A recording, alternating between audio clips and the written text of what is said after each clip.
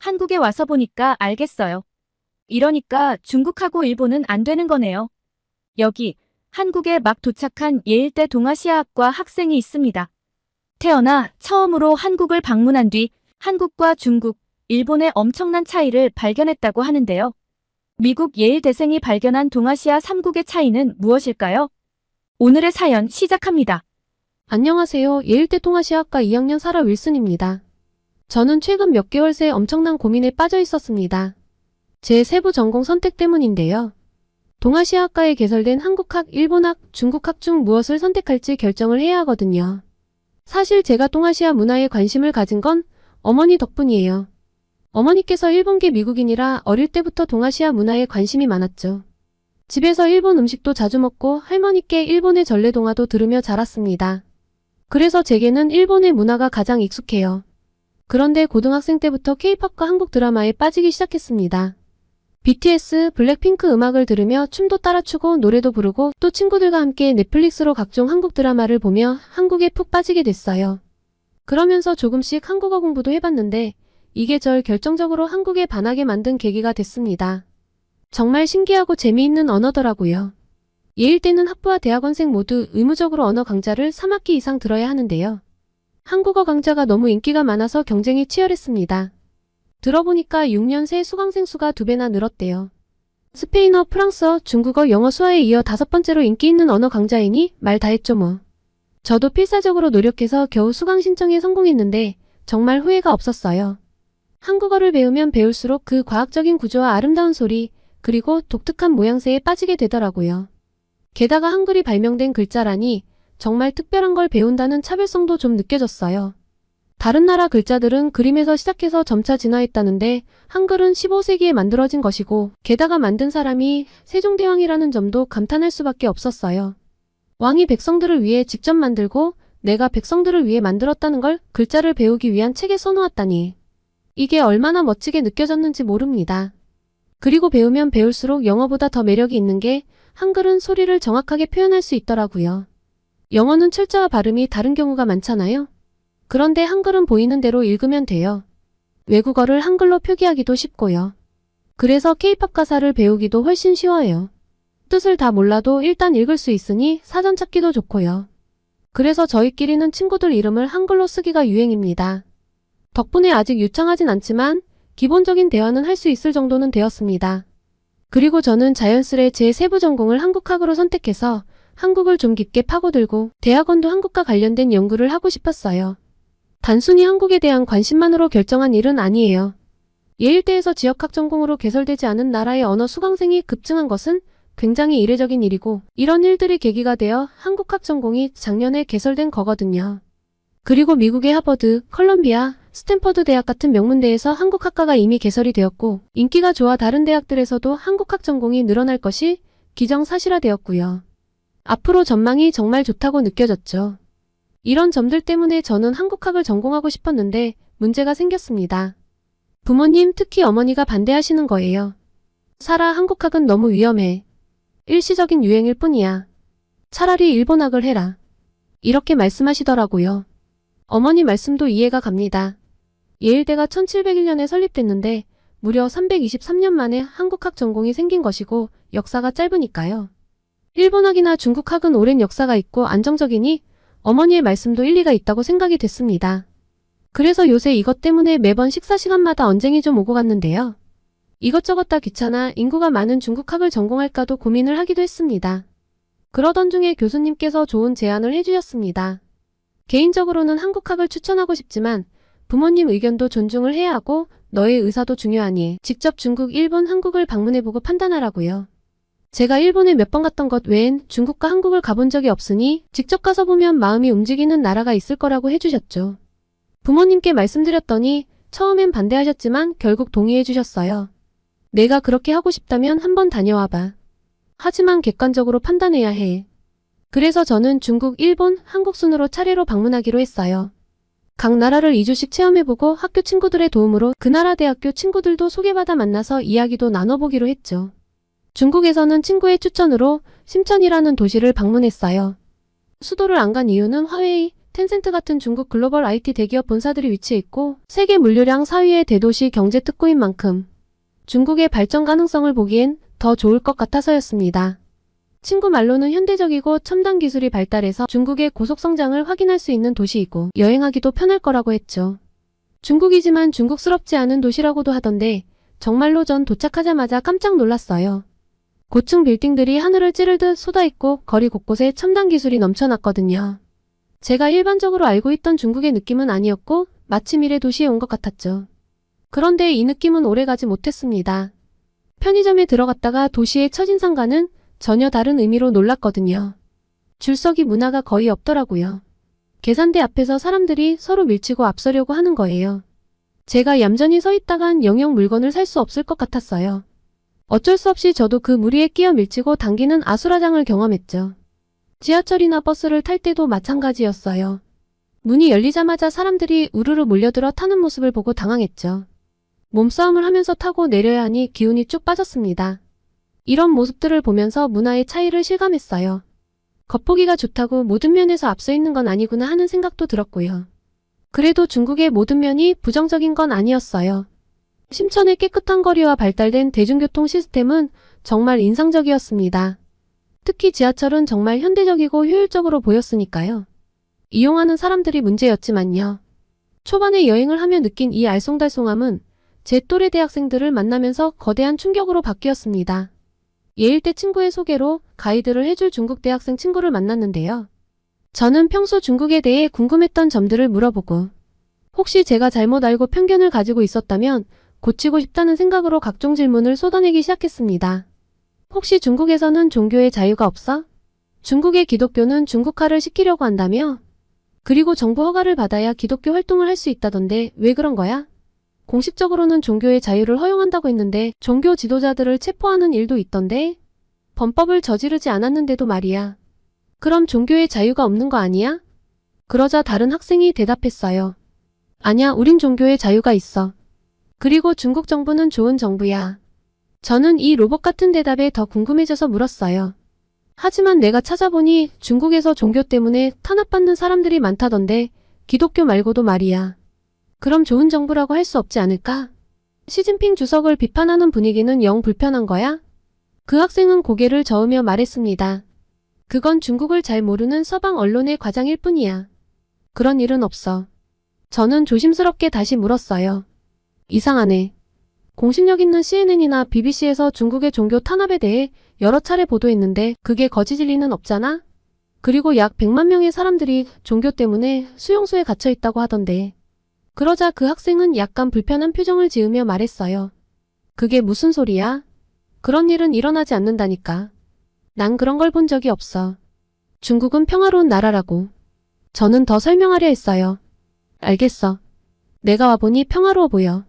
그런데 내가 말하는 건 중국 사람들은 정부에 대해서 비판적인 의견을 내기 꺼려한다는 느낌이야. 정말로 정부에 대해 비판적인 의견을 말하면 불이익을 보는 거야?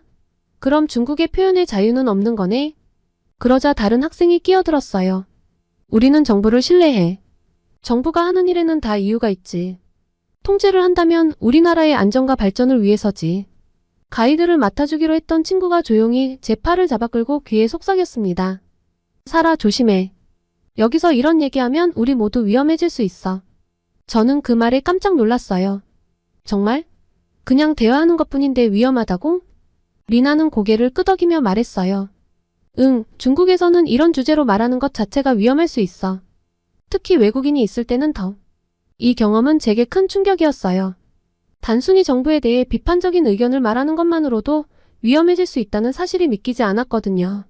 그 순간 저는 깨달았어요.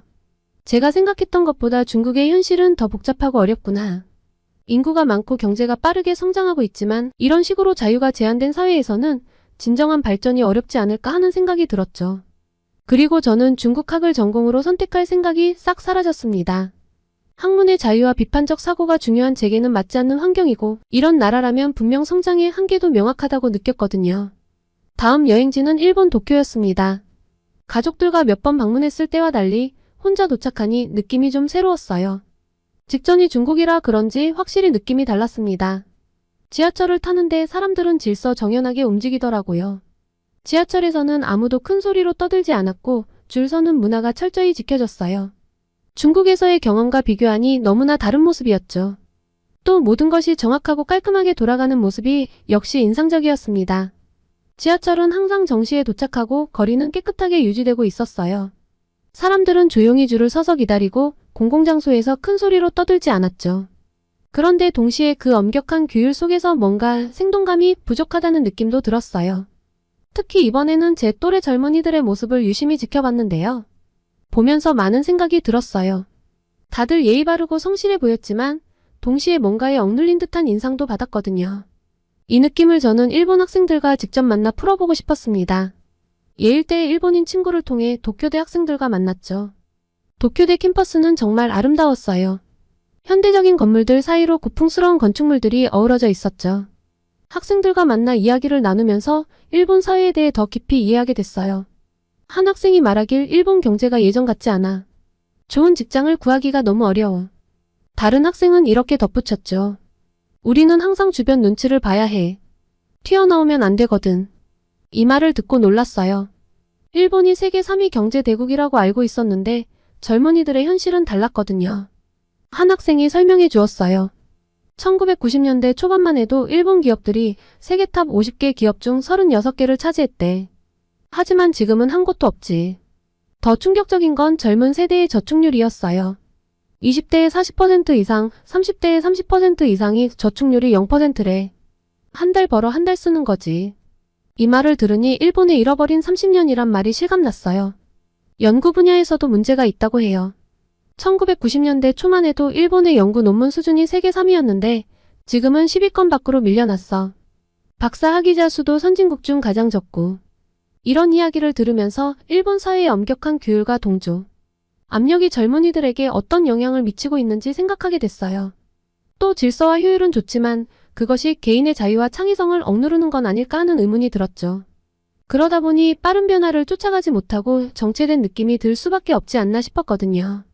한 학생이 말했어요. 사실 우리는 큰 도전 없이 살아가.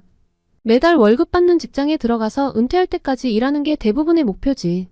나는 대기업에 취직해서 안정적으로 살고 싶어. 이 말을 듣고 일본의 미래가 불투명하게 느껴졌습니다. 어느 나라든 현재 일본이 겪고 있는 경제적, 사회적 문제를 가지고 있을 수 있는데 그걸 뚫고 나갈 젊은 세대의 에너지가 느껴지지 않아 미래가 불확실해 보이더라고요. 그리고 마지막 일정은 제가 가장 기대한 한국이었습니다. 우선 도착하자마자 느낀 건 역동성이었어요. 인천공항부터 서울로 향하는 길, 그리고 명동거리를 걸으면서 제가 상상했던 한국의 모습과는 조금 달라 놀랐죠. 드라마나 영화에서보다 더 활기찬 느낌이더라고요. 그런데 참 이상한 게 바삐 움직이는 사람들의 얼굴은 대부분 무표정했습니다. 지하철에서 사람들은 무표정한 얼굴로 스마트폰만 보며 빠르게 움직이고 있었어요. TV에서 본 것처럼 서로 웃으며 대화를 나누는 모습은 찾아보기 힘들었죠. 한국 드라마에서 본 정감 있는 한국인들은 어디 간 걸까? 하는 의문이 들었어요. 거리를 걸으면서도 비슷한 느낌을 받았어요. 모두들 바쁘게 어딘가를 향해 걸어가고 있었죠. 누군가에게 길을 물어볼까 생각했지만 다들 너무 바빠 보여서 선뜻 말을 걸기가 어려웠습니다. 카페에 들어가 잠시 쉬어가기로 했어요. 창밖을 보며 생각에 잠겼죠. 내가 한국에 대해 너무 로맨틱한 환상을 가지고 있었나? 실제 한국의 일상은 이렇게 바쁘고 각자의 삶에 몰두하느라 주변을 돌아보지 못하는 걸까? 혼자 생각에 잠겨있다 보니 어느덧 식사 시간이 되었습니다. 가까운 식당에 들어가서 김치볶음밥을 주문했죠. 미국에서도 한식을 종종 먹어서 김치볶음밥도 좋아하거든요. 현지의 맛을 즐기고 있는데 계란 프라이와 같이 먹으니까 맛이 더 좋은 거예요. 그래서 밥은 한참 남았는데 계란 프라이를 먼저 다 먹어버렸습니다. 추가를 하고 싶은데 어떻게 해야 하는 건지 몰라 두리번 하다가 그냥 포기하고 밥을 계속 먹고 있었는데 정말 갑자기 눈앞에 웬 프라이팬이 등장했습니다. 주방에서 일하던 아주머니께서 막 튀겨낸 계란 프라이를 들고 오셨더라고요. 그리고 제 밥에 턱하니 얹어주시고 돌아가시는 거예요. 이게 뭐지? 돈을 내라는 건가? 강매인가? 당황해서 서투른 한국어와 번역기를 총동원해 저는 더 시키지 않았다는 걸 전달했는데 아주머니께서 그제서야 씩 웃더니 서비스라고 이야기하시더라고요. 그러면서 한국말 잘한다고 엄지손가락을 치켜 세우셨습니다. 아, 이거구나. 겉으로 보기에는 좀 무뚝뚝할 수 있지만 행동은 친절하고 자상하고 배려심이 많은 사람들. 이게 책에서만 보던 정인가?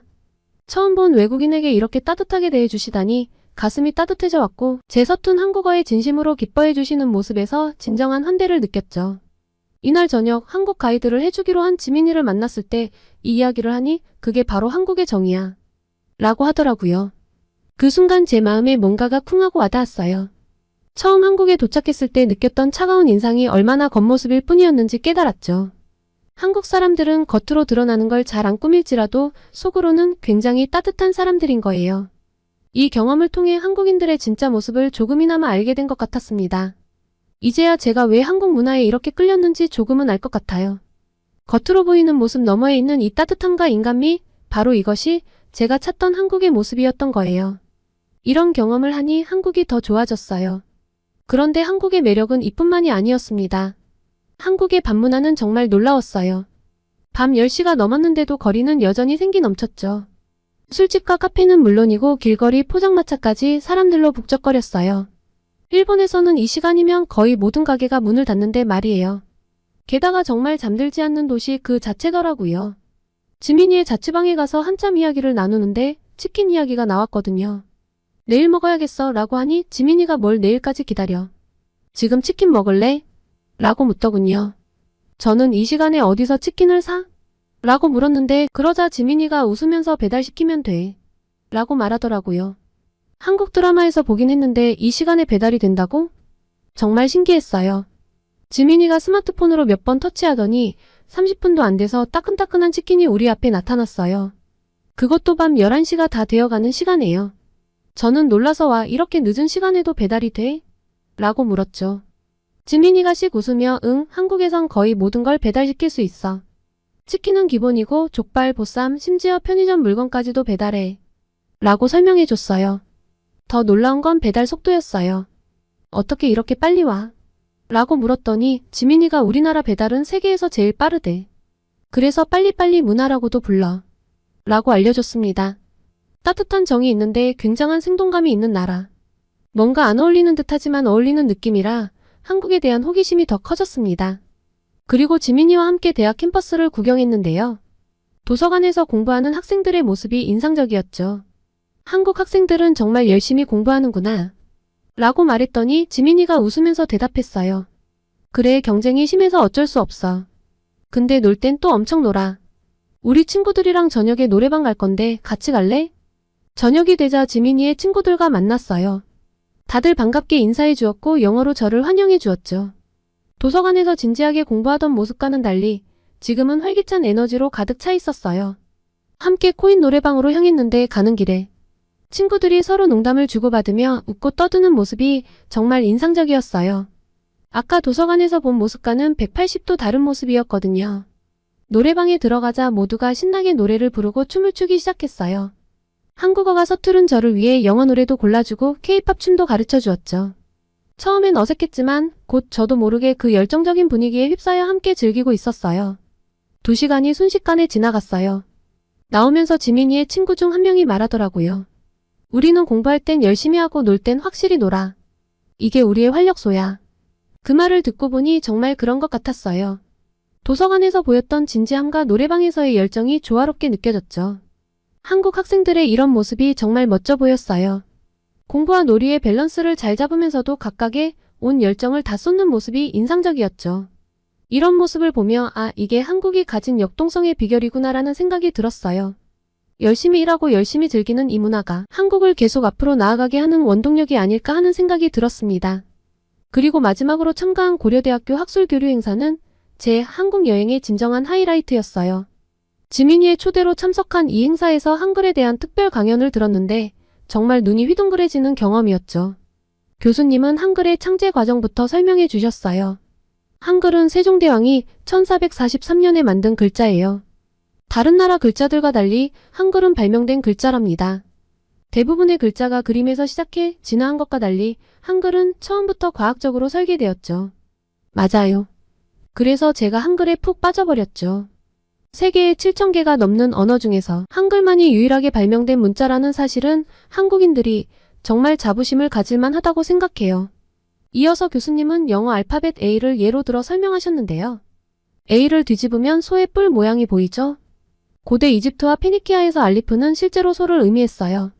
이 글자가 서쪽으로 가면서 소의 의미를 잃고 뒤집혀 라틴 알파벳 A가 되었죠. 반면 한글은 완전히 달랐어요. 강연자는 한글은 언어학에 관심 있던 왕이 그 나라 언어에 맞게 과학적으로 만든 유일한 문자예요. 자음의 모양은 우리 혀의 모양을 본떴어요. 소리를 내는 기관을 바탕으로 만들어진 거죠. 저는 감탄을 금치 못했어요. 글자 모양 자체에 발음 방법이 담겨 있다니 정말 과학적이고 창의적인 발상이라고 생각했죠. 또 하나 매력적이었던 건 한글이 한국어를 적는 데만 사용된다는 거예요. 유럽에서는 포르투갈부터 폴란드까지 언어는 여러 번 바뀌어도 모두 라틴 알파벳을 쓰는데 한글은 오직 한국어만을 위한 글자라고 하셨죠. 한글의 실용성에 대한 이야기도 인상적이었어요. 한글은 디지털 사용에도 완벽해요. 예를 들어 영어로 see you tomorrow라고 쓰면 14글자지만 한글로는 내일 바로 3글자면 돼요. 더 줄이면 내일 바로 2글자로도 표현할 수 있죠. 이 예시를 들으며 저는 한글의 효율성에 놀랐어요. 적은 글자로 많은 것을 표현할 수 있다니 정말 대단하다고 생각했죠. 강연 후반부에는 한글과 한국 문화의 세계화에 대한 이야기가 나왔어요. 한글 덕분에 K-팝 가사를 쉽게 따라 부를 수 있고 한국 드라마의 대사도 빨리 익힐 수 있어요. 이게 한류 확산에 큰 역할을 했죠. 맞아요. 저도 그렇고 제 친구들도 그렇고 한국어 강의를 수강한 친구들은 전부 글을 금방 읽어낼 수 있었습니다. 왕이 백성을 사랑해서 만든 언어가 후손들의 문화를 널리 퍼뜨리는데 가장 중요한 역할을 하다니 너무 드라마틱하지 않나요? 교수님은 마지막으로 이렇게 말했어요. 세종대왕이 지금의 한글을 보면 정말 멋진 글자를 만들었구나라고 미소 지을 거예요. 한글의 위대함은 바로 이런 유연성에 있어요. 언어가 변해도 실제 사람들이 내는 소리를 그대로 적을 수 있으니까요. 강연이 끝나고 나서 저는 깊은 감동에 빠졌어요. 한글이 단순한 글자가 아니라 과학과 예술, 그리고 실용성이 완벽하게 조화를 이룬 걸작이라는 걸 깨달았거든요. 지민이에게 말했어요. 한글이 이렇게 대단한 글자인 줄 몰랐어. 정말 놀라워. 이제 한국어를 제대로 배우고 싶은 마음이 더 커졌어. 지민이가 웃으면서 대답했죠. 그래서 우리가 한글날을 국경일로 지정해서 기념하는 거야. 한글은 우리의 자랑이거든. 그리고 제 마음은 이미 결론이 나왔습니다. 한글이라는 뛰어난 도구를 가진 한국은 앞으로 세계 무대에서 계속해서 엄청난 영향을 미칠 수밖에 없고 한국학 전공을 하는 것이 맞다고요. 한국에서의 2주가 눈 깜짝할 사이에 지나가고 집으로 돌아오는 비행기 안에서 저는 이번 여행을 통해 경험한 모든 것들을 되새겨보았습니다. 심장이 빠르게 뛰는 걸 느꼈어요. 이제 부모님께 제 결심을 말씀드려야 한다는 생각에 긴장되더라고요. 집에 도착하자 부모님은 반갑게 맞아주셨어요. 저녁 식사를 하면서 여행 이야기를 나누다가 저는 깊은 숨을 들이쉬고 입을 열었습니다. 엄마, 아빠. 제가 결심한 게 있어요. 부모님의 표정이 긴장되는 게 보였어요. 저는 용기를 내어 말을 이어갔습니다. 한국학을 전공하고 싶어요. 이번 여행을 통해 한국 문화와 한글의 독특함에 완전히 빠져들었거든요. 잠시 침묵이 흘렀어요. 아버지가 먼저 입을 여셨죠. 살아, 내 생각을 들어보고 싶구나. 새 나라를 다녀왔잖아. 어떤 나라가 내 마음을 움직였니? 저는 준비해온 말을 차분히 전했습니다. 중국은 거대하고 영향력 있는 나라예요.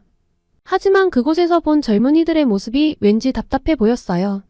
자유롭게 의견을 표현하지 못하고 있었거든요. 정치 상황과 연관이 있겠죠.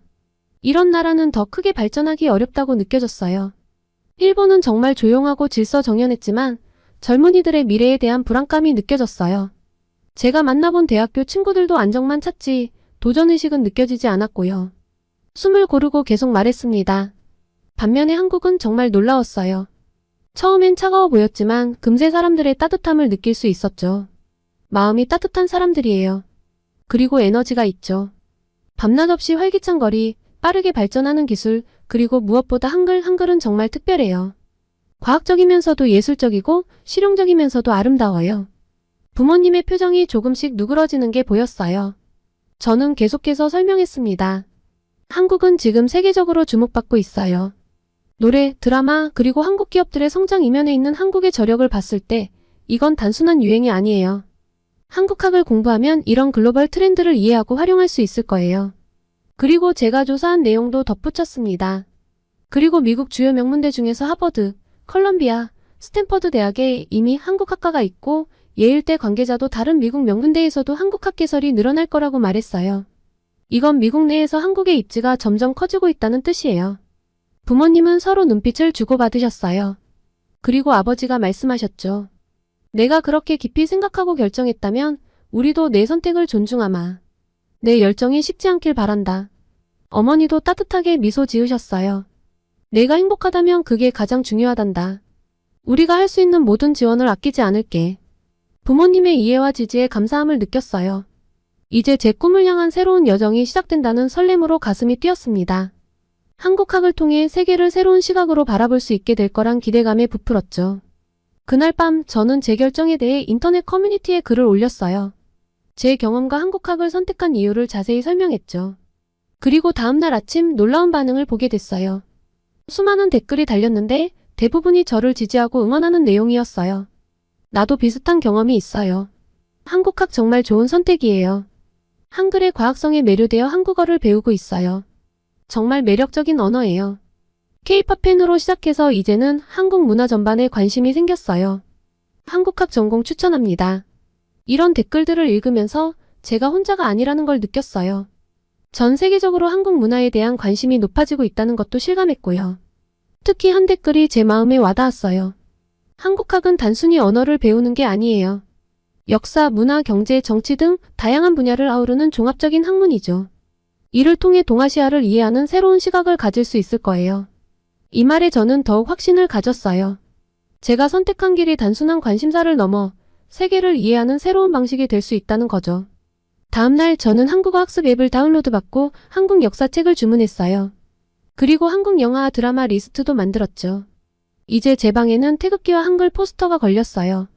앞으로의 여정이 쉽지만은 않겠지만 저는 이미 첫걸음을 내딛었어요. 한국어로 일기를 쓰기 시작했고 한국 음식 만들기에도 도전했죠.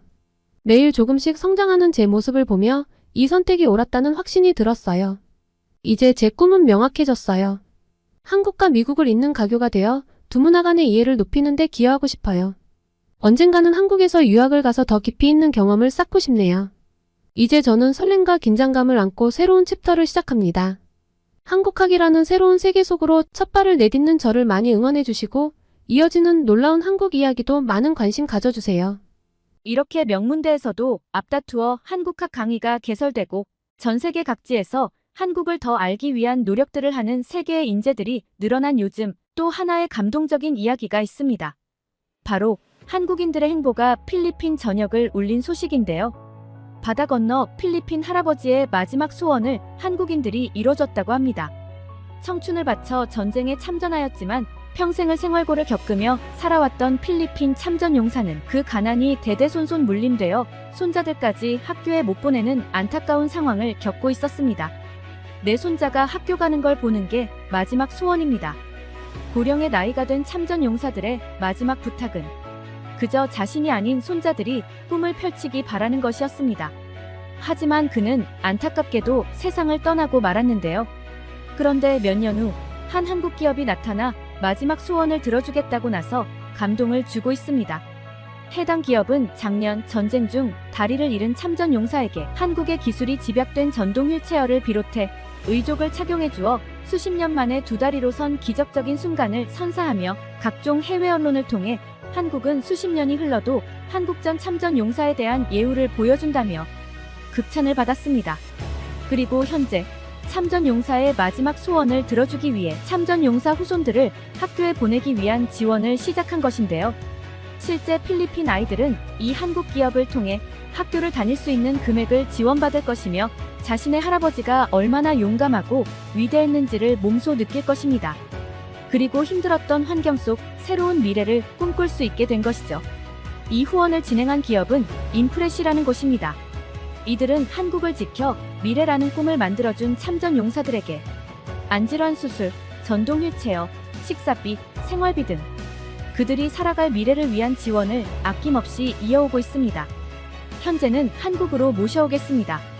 라며 더 늦기 전 발전된 한국의 모습을 보여주고 그들의 아픈 곳을 한국의 발전된 의료기술을 통해 치료 및 수술을 해주겠다는 파격적인 지원도 하고 있는데요. 더욱 놀라운 건 이 모든 일을 해낸 기업의 규모가 정말 작다는 사실입니다. 실제 적자 속에 운영되고 있는 이 기업은 그저 한국인이기 때문이라는 이유 하나만으로 한국을 비롯한 각국의 국가를 대신해 은혜를 보답하고 있습니다. 현재 이 기업은 역사를 담아낸 굿즈를 출시하며 또 한 번의 기적을 창출하기 위한 대담한 준비를 하고 있는데요. 영원히 펄럭이는 태극기를 담은 이 볼캡과 티셔츠는 참전 용사들의 헌신과 노고를 잊지 않겠다는 다짐을 보여주고 있습니다. 그리고 일상 속에서도 착용 가능한 이 굿즈들을 통해 수많은 한국인들이 동참하며 그 명단이 날이 갈수록 길어지고 있습니다. 또한 그 마음이 많아질수록 한국, 태국, 필리핀, 에티오피아, 콜롬비아까지 각국의 참전 용사가 도움을 받고 있으며 앞으로 참전국 16개국을 통해 더 많은 참전 용사들이 도움을 받을 계획입니다. 정말 믿을 수 없는 행보를 보이고 있는 기업입니다. 저 또한 한국인으로서 동참하였으며 영상을 통해 평소 참전 용사분들을 돕고 싶었던 분들이 있으시다면 많은 동참 부탁드리겠습니다. 후원 굿즈의 구매처는 고정 댓글에 남겨두겠습니다. 뜻깊고 가치 있는 소비에 많은 동참 부탁드리며 고정 댓글을 통해 링크 남겨두겠습니다. 우리의 영웅들에게 진심 어린 감사와 존경을 전할 수 있기를 희망합니다. 안녕하세요. I am Isos Tibianson, one grandson of Ernesto Tibianson, Korean veteran. Before he died, he talked to me. Finish your study and pursue to gold, because study is the one key of the success someday. Thank you, my grandfather, because I am fourth year student electrical engineering, and I'm graduating soon. And thank you, my grandfather. I am so proud of you, my grandfather. Annyeonghaseyo, I am Jonathan Bertie. Thank you so much, Mr. Bianson, grandfather, for your contribution during Korean War. We are very proud of you. Thank you, Korean Corporation, Interest, and many Korean people for supporting my education so I can now continue my study. Someday I want to become police because I want to help people in need. Thank you so much for giving me this chance to speak to Korean people. 현재 우리나라의 발전은 힘든 시기, 아낌없이 도움을 준 주변국들이 있었기에 가능했습니다. 이제 대한민국이 세계를 이끌어 나가는 글로벌 리더로 자리 잡은 만큼 이번 인프레시와의 협업을 통해 더 많은 참전 용사분들께 우리의 마음이 전해졌으면 좋겠습니다. 이제 이분들께 남은 시간이 많이 없습니다. 더 늦기 전에 행동하는 대한민국 국민들이 되었으면 좋겠습니다. 이상 감동 저장소였습니다.